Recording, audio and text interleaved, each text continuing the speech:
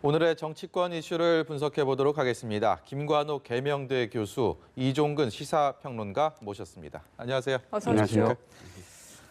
미래통합당 얘기부터 해보겠습니다. 어제에 이어서 오늘까지 이틀째 미래통합당 당선인을 상대로 연찬회를 열고 있는데 특히 오늘 당 지도체제, 앞으로 어떤 리더십을 통해서 당의 위기를 극복할 것인가, 이 관련된 논의 끝에 결국은 김종인 비대위를 출범시키기로 의견을 모았다고 합니다.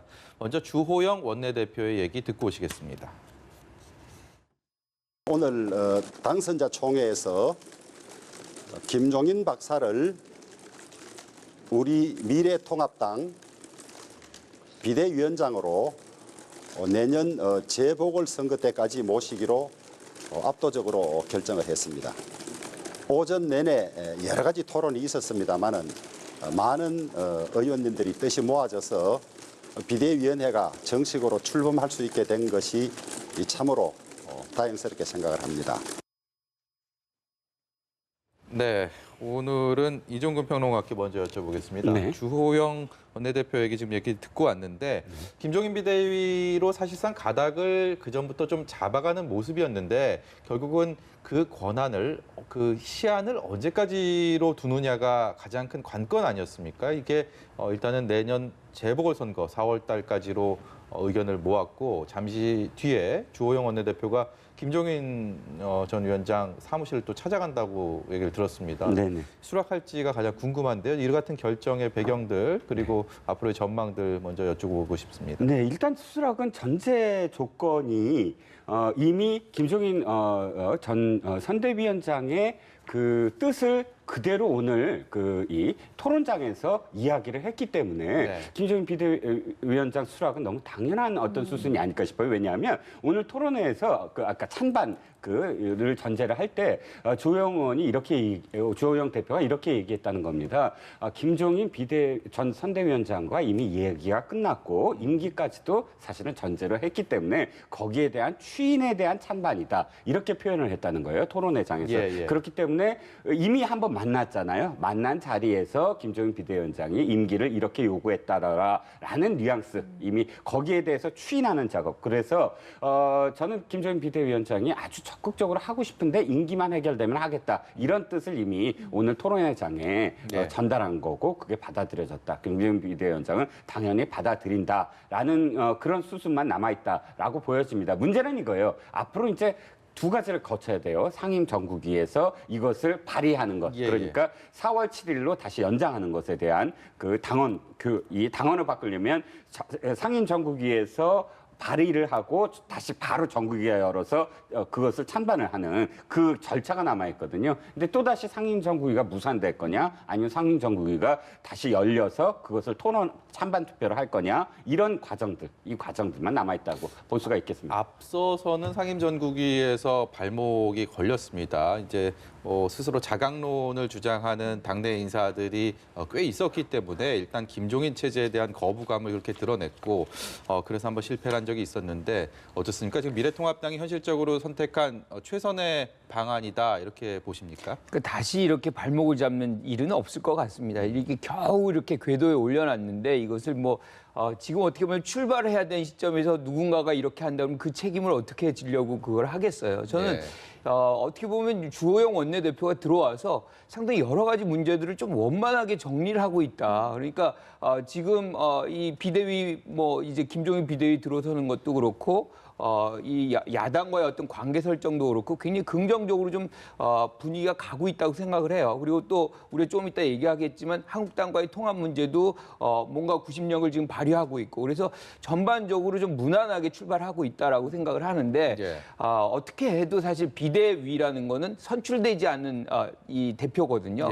이게 1년씩 가까이 간다는 것은 어떻게 보면 정당 민주주의로 본다 그러면 그렇게 긍정적이지만 않습니다. 그래서 지금 어떻게든 결정이 됐고 그만큼 위기 상황이라는 것은 당 내외가 다 인정을 하고 있는 부분이니까 뭐 다른 선택의 여지가 없는 거죠. 그렇지만 저는 이 부분에서 빨리 당이 뭘 해야 되냐면 전대라든가 뭐 이런 것들 스케줄을 좀 밝혀서 예측 가능성을 높여주고 뭐 대선 후보라든가 그런 부분들이 나가실 분들이 어떤 스케줄을 짜는데 좀 도움을 주는 그런 장면들이 먼저 좀 있어야 되겠다 이렇게 예. 생각을 합니다. 그래서 이제 관심이 가는 부분이 과연 이제 김종인 비대위가 성공적으로 뭔가 성과를 낼 것인가 이 부분이 아닐까 싶거든요. 근데 벌써 이제 보수정당 계열에서 과거에 10년 동안 8번이나 비대위가 나왔는데 성공적이다라고 평가받는 게 거의 없는 것 같습니다. 네, 그렇습니다. 그리고 또 8번의 비대위 중에 바로 탄핵 이후의 비대위들이 거의 다 굉장히 단명했고 네. 또 논란도 많고 성과가 전혀 없었다라고 볼 수가 있겠죠. 임명진 비대위원장을 비롯해서 김병준 비대위원장 뭐 다 기억을 하시겠지만 그런데 성과가 있었던 적도 있어요. 바로 박근혜 비대위원장입니다. 2011년이죠. 그렇죠. 예. 2011년 박근혜 비대위원장 당시에도 사실 한나라당이 여러 가지 문제들에 휩싸여서 당시 대표는 홍준표 대표였는데 그 최고위원들이 뭐 보이콧을 하고 3명이 보이콧을 하는 그런 상황 속에서 박근혜 비대위원장으로 됐단 말이죠. 네. 근데 왜 그러면 박근혜 비대위원장은 성공적이었다? 그러니까 정권을 재창출했잖아요. 어찌됐든. 근데 이유는 딱 한 가지예요. 권한이 다 집중돼 있었어요. 모든 당원 당규를 뛰어넘는 권한을 다 주겠다라고 완전히 몰빵이라는 말씀은 안 되죠. 어쨌든 전부 다 이렇게 권한을 이양을 했거든요. 그런 막강한 권한 속에서 사실은 재창출이 가능했다라는 측면이 있습니다. 김종인 비대위원장에게 사실 오늘 4월 7일이다 어떻다 이렇게 이야기된 가장 큰 부분이 이겁니다. 김종인 비대위원장은 자기 정치를 하지 않을 사람이다라고 표현되잖아요. 즉 여기서 자기 정치라는 건 당권이라든지 대권의 어떤 뭐 욕심을 부려서 사사로이 공천권이나 권력을 행사하지 않는다는 걸 뜻합니다. 예. 한 번도 최근에 어떤 김종인 비대위원장의 어떤 행보를 보면 이 통합당 계열의 정당이나 혹은 민주당 계열의 정당에서 함께 합류를 했을 때도 자기의 어떤 그런 이 자기를 위해서 공천을 행사했다 이런 소리는 없었어요. 그렇기 때문에 지금 1년을 준다라는 것은 그만큼 권한을 준다는 것이지.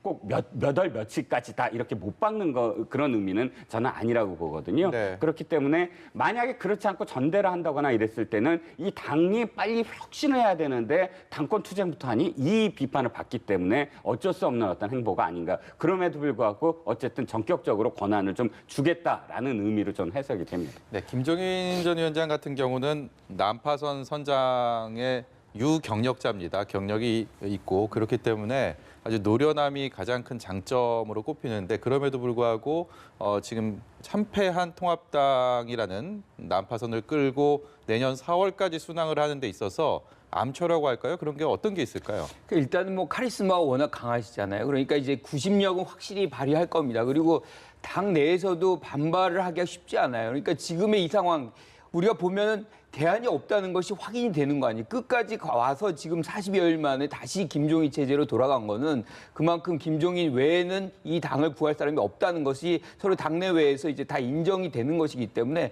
그 정도의 통제력은 가질 수 있다라고 생각을 해요. 그런데 문제는 이 당을 근본적으로 쇄신하는 데 있어서 결국에는 위에서 아래로 내려가는 탑다운 방식이 될 것이고 아래로부터의 변화는 쉽지 않다는 거죠. 특히나 이제 이 부분이 대선 국면하고 이제 맞물려 들어갑니다. 네. 그러면 이제 대선 국면에서 가장 중요한 구심력은 어디서 발생하느냐? 결국에는 경쟁력 있는 후보를 데려오느냐의 문제거든요. 예. 그 문제를 이 김종인 체제가 김종인 위원장이 그걸 해결하고 상당히 어떤 가시성을 높인다라고 한다 그러면 그 뭐 통제력뿐만 아니라 그 이후에 어떤 선거 부분들을 책임 있게 가져갈 수 있는 그런 힘이 생기지만 만약에 그런 어떤 경쟁력 있는 후보를 모셔오지 못한다라고 하면 그 어떤 내년 봄쯤 되면 상당히 오히려 더 혼란스러운 상황도 발생할 수 있겠다 이렇게 생각합니다. 그러니까 성공한 비대위 과거 사례를 살펴보면 말씀하신 대로 뭔가 강력한 대선 주자가 있었다는 부분도 있고 또 선거를 2, 3개월 굉장히 짧게 앞두고 있었다는 부분도 있거든요. 근데 이번에는 1년이라는 긴 호흡을 가지고 가야 돼서 이 부분도 김종인 비대위원장의 뭔가 고민거리가 아닐까 싶은데 좀 어떻게 안고 가야 된다고 보십니까? 자, 일단 김종인 비대위원장이 1년 정도를 계속 순항을 하려면 당 지지율이 문제입니다. 그러니까 당 지지율을 어떤 방법으로 높이느냐 또는 높여서 어느 정도에 그러니까 높인다는 게 추세선으로 계속 올라가게 만들든 아니 한꺼번에 높이든 지지율의 어떤 변화가 확연히 있어야 돼요. 지금 네 번에 어떤 걸친 그런 그 선거를 연달아 패배하면서 사실상 당의 지지율이나 혹은 당의 뭐 그나마 거론되는 잠재 후보들의 지지율은 완전히 거의 바닥권입니다. 네. 그래서 관건은 이거예요. 어떻게 국민들의 어떤 시선을 잡을 것인가. 저는 일단 혁신이라고 봐요. 그러니까 지금 선거에서 실패한 것도 사실 공천이 혁신 공천이 아니었다. 그러니까 바뀌어지지가 않았다라는 것이거든요. 그럼 바꿀 수 있는 방법들이 무엇일까? 앞으로의 어떤 고비들이 무엇일까? 그런 그 어떤 수순들을 잘 알고 있는 사람이기 때문에 당장 당의 어떤 지지율을 혁신하려면 뭐 최소한 지금 중진 이상급들이 갖고 있었던 어떤 그런 리스크들을 사실 좀 제어를 해야 되고 새로운 목소리들을 계속 나오게 만들어주는 것. 이게 첫 번째 어떤 상황이거든요. 그렇기 때문에 당의 비대위로서 어떠한 것들을 당에 혁신해야 될 건가. 첫 번째 순서는 무조건 거기에 맞춰져야 된다고 봅니다. 예. 네, 알겠습니다. 그리고 지금 통합당이 결정해야 할 내용이 하나 더 남아 있죠. 바로 미래한국당과의 합당 시점이 아닐까 싶은데 관련 목소리부터 듣고 와서 마저 이야기 나눠보도록 하겠습니다. 민주당은 법정 기일 내에 반드시 개헌한다는 비상한 각오로 개헌 협상에 임하고 있습니다. 아울러 교섭단체인 미래통합당뿐만 아니라 다른 비교섭단체들이 의사를 존중하겠지만 꼼수 유성 정당에 불과한 미래한국당과는 어떠한 협상도 있을 수 없다는 걸 다시 한번 말씀을 드립니다. 26일 날 예정했던 전당대회는 취소한다. 대신에 현역 의원님들, 당선인들, 또 핵심 당직자들의 의견을 듣는 최종 마무리하는 장으로 전환한다. 두 번째는 5월 29일까지 합당을 결의한다. 그 두 가지를 오늘 최고위원회에서 확정되었습니다. 그러니까 원유철 대표가 원래는 전당대회도 한다고 해서 이거 생각보다 늦어질 수도 있겠다 싶었는데 결국에는 29일에 합당을 한다고 합니다. 뭐 어떻게 평가하십니까? 그러니까 한국당 이제 당선자들이 사실 어떻게 보면 선상 반란을 한 것이다 이렇게 생각을 합니다. 그러니까 통합당에서의 어떤 구심력이 계속 발휘를 하는데 사실 지도부가 8월까지 뭐 임기를 연장한다 뭐 이렇게 하는데 어떻게 해도 명분이 사실 없는 거였어요. 네, 네. 그런 명분을 쫓아가는데 지금 통합당에서는 오라 그러고 당선자들은 생각이 다른 거죠. 뭐 이런 상황에서 최고위원회가 결국에는 임기 연장을 안 하고 이제 통합하는 걸로 결정을 내렸기 때문에 어떻게 보면 원유철 대표만 스타일을 구긴 것이다. 그러니까 정치를 좀 순리대로 그냥 가면은 국민들에게 약속한 게 가장 높은 우선순위잖아요. 그렇다 그러면은 총선 끝나고 합당하기로 했으니까 합당을 하면 되는 거죠. 이제 그런 차원에서 본다 그러면 뭐 수순대로 잘 돼가고 있다. 어떤 우여곡절은 있었긴 했지만 결국에는 통합당과 한국당이 이제 잘 만나서 통합의 수순을 이제 가져가면 되는 것이고 저는 이해찬 대표가 얘기한 부분이 굉장히 중요하다고 생각합니다. 왜냐하면 우리 지금 개원을 할 때마다 항상 이 개원이 협상 카드로 써 있었어요. 네. 실제로 그래서 해야만 하는 날짜보다 한 달 그 이상 연기가 돼가지고 하는 건데 사실 개원은 어떻게 보면 대국민 약속을 지키는 것이거든요. 의무입니다. 그래서 이 부분에 관해서는 어떤 형태로든 협상 카드로 이제 더 이상 참지 말고 일단 개원을 하고 나서 모든 일들이 진행이 돼야지 그것 자체가 국민에 대한 도리다. 그리고 21대 국회 어떤 출발이 좋은 출발이 될 수 있겠다. 이렇게 생각합니다. 지금 말씀하신 대로 29일까지 통합당과 한국당이 합당하는 쪽으로 이제 결의가 됐기 때문에 이 합당 문제가 21대 국회 개원을 하는 데 있어의 협상 카드로는 이제는 효용 가치가 떨어진 것 같고 그렇다면 개원하는 데 있어서 물론 매끄럽게 잘 되면 좋겠지만 개원 협상, 원구성 협상이나 이런 거에 있어서의 또 협상 카드, 갈등의 요소 어떤 것들이 좀 불거질 수 있을까요? 일단 지금 김태년 원내대표가 당선되자마자 일하는 국회라고 방점을 찍은 것 찍은 것이 굉장히 상징적인 의미라고 봅니다. 일하는 국회 여러 가지로 사실 그 의미 자체는 굉장히 의미가 있다고 생각을 하는데 중요한 건 그 안에 법사위와 관련된 문제가 있어요. 네. 자, 법사위원장은 언제나 야당이 있죠. 그것도 지금의 여당이 굉장히 많이 주장을 하고 언제나 법사위원장을 야당 시절에 가져갔던 문제이기 때문에 지금의 여당이 이걸 안 줄 도리는 없어요. 거의. 네. 그런데 법사위가 언제나 사실은 발목을 잡았다라고 지금 표현되고 있지 않습니까? 네. 그러니까 이 헌법에 위배되거나 혹은 자꾸와 관련돼서 유수사들이 많은 법사위에서 모든 상임위에서 올린 안건을 한 번은 들여다봐야 된다. 그것이 통과돼야만 법사위, 그러니까 본회의로 간다. 이런 어떤 과정들 속에서 사실 불필요하게 법사위에서 잡고 있었던 부분이 분명히 있습니다. 그건 굉장히 인정될 부분이에요. 그런데 그럼에도 불구하고 그때도 한번 여기서 그 토론을 한 것 같은데 이 법사위원장의 권한 또는 법사위의 권한을 뭐 축소하느냐에 그게 가장 관건이 될 것 같아요. 저는 운영위 전체에서 177대 120이기 때문에 사실상 미래통합당이 굉장히 그런 어떤 의석 비율로 이상으로 지금 요구할 수 있는 어떤 부분은 없습니다. 딱 법사위와 관련된 부분 그 외에 예결이나 뭐 또 핵심 노른자인 국토위 이런 부분들을 어떻게 할 거냐 뭐 이런 부분인데 저는 가장 길게 끌었던 게 지금의 여당이 야당인 시절 88일 그러니까 그 18대였죠. 그때가 가장 그 88일 동안이나 끌었던 부분이 있습니다. 그때는 사실 원구성 협상만이 아니라 다른 쟁점적인 부분들이 있었기 때문에 가능한데 저는 그거보다는 훨씬 더 순항할 것이다. 다만 네. 뭐 몇 가지 문제, 법사위 문제라든지 이런 운영위와 관련된, 그러니까 상위와 관련된 문제들이 그러니까 협상의 어떤 그런 그 상황이지만 길게 갈 쟁점은 안 보인다라고 할 수가 있겠습니다. 예, 말씀 듣고 보면 역시 기승전 법사위, 이제 법사위가 쟁점으로 떠오를 것이다라는 그런 관측이신데 이게 위원장을 상임위원장을 누가 가져가느냐 법사위원장을 이것은 야당의 가져갔던 관행 이것을 유지하느냐 아니면 변화를 주느냐 이 문제가 있고요.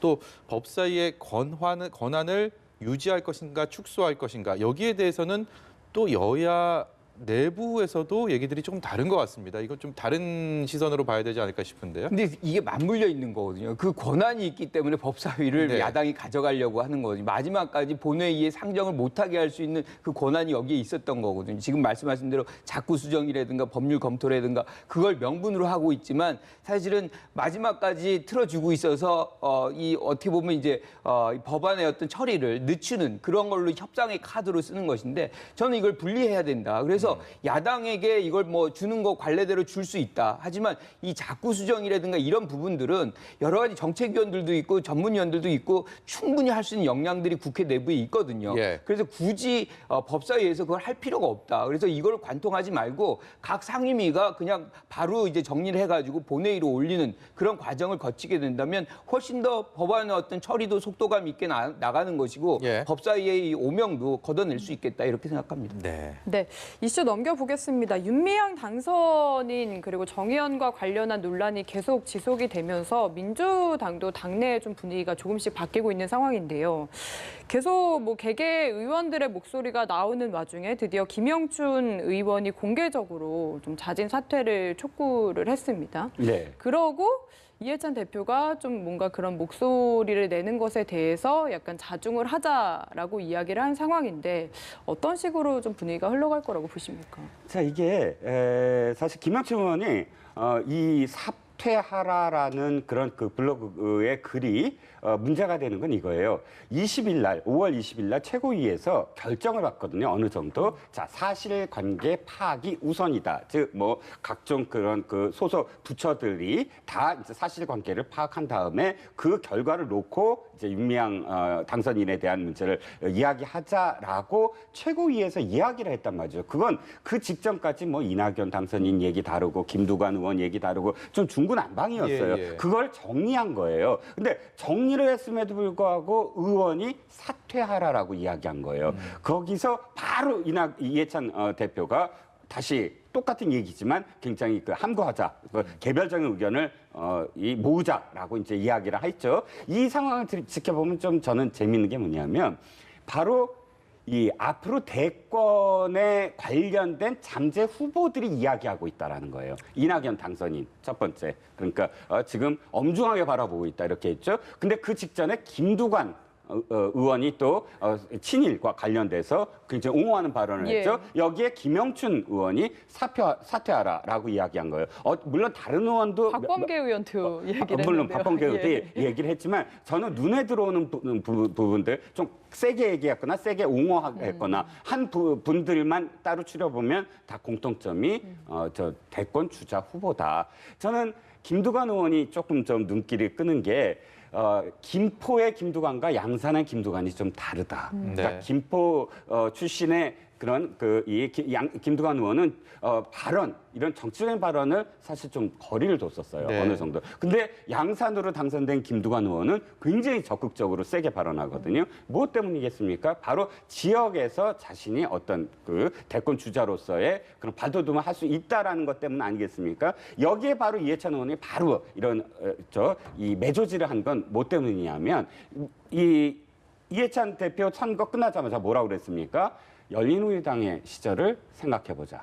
열린우리당으로 되돌아가지 말자. 이 얘기가 바로 오늘의 바로 매조지하는 이유라는 거죠. 바로 열린우리당 시절 대권 후보들이나 뭐 거기에 따르는 의원들이 이 집권 후반기에 계속 각자 딴 얘기를 했기 때문에 열린우리당이 저렇게 침몰하지 않았느냐. 즉 벌써 대권 주자들이 이렇게 중구난방으로 이야기할 때가 아니다라는 의미에서 지금 단속을 한 게 아닌가라는 생각이 듭니다. 눈앞의 모습이 아닌 먼 곳까지 이렇게 분석을 해주신 이종근 평론가의 이런 견해에 대해서 또 김관옥 교수께서는 어떤 해석을 하고 계십니까? 저는 뭐 지금 이해찬 대표가 단속하는 거는 저는 바람직하다고 생각을 해요. 어떤 형태로든 중구난방식의 목소리가 나와서는 안 되는데 사실 이런 상황에서 김영춘 의원이 이런 얘기를 했다는 그것도 저는 적절하다고 봐요. 왜냐하면 지금 윤미향 전 대표가 당선자가 사실 스스로 자초한 측면이 굉장히 강하거든요.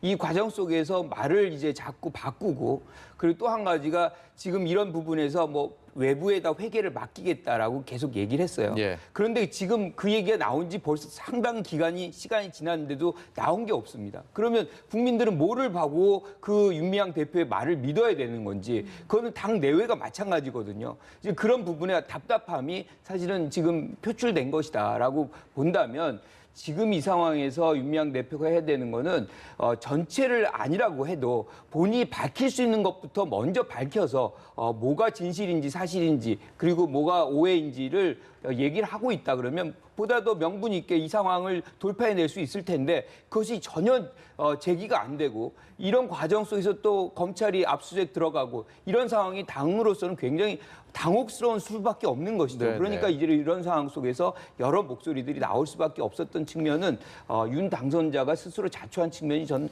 굉장히 크다 이렇게 생각합니다. 이 윤미향 당선인 논란이 비단 민주당뿐만이 아니고 진보 진영 전체에 이렇게 어떤 파국을 낳는 그런 요인이 되고 있습니다. 지금 심상정 정의당 대표가 민주당 책임 있게 나서라라고 입장을 밝힌 뒤에 더불어시민당 전 대표인 우이종 전 대표가 심상정 대표를 이른바 저격했습니다. 동지에게 함께 돌을 던졌다라고 하면서 인간의 예우를 갖춰라라고 또 하니까 정의당에서는 또 공사구별해라라고 이런 서로 치고받고 하는 갈라지는 진보의 모습들을 민주당뿐만이 아니고 정의당과 더불어시민당 물론 합당을 했지만 시민단체 이쪽들도 견해들이 이렇게 달라지고 있습니다. 앞으로 어떻게 전개가 될까요?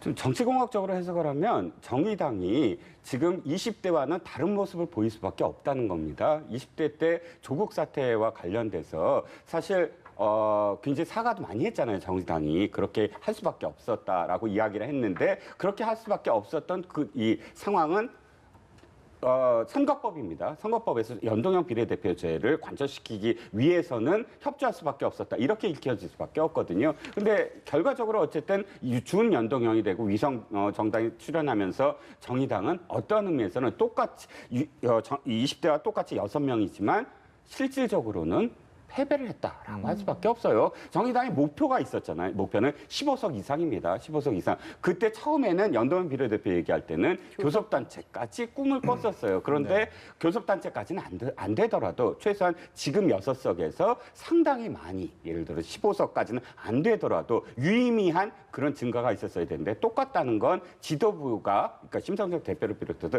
지도부의 판단 미스다라고 할 수밖에 없거든요. 그래서 지금은 개혁을 하겠다고 당에서도 얘기했는데, 그렇다면 지금의 후반기, 대선을 향한 어떤 지금의 이 정부의 후반기에서 정의당이 할 것은 무엇이냐?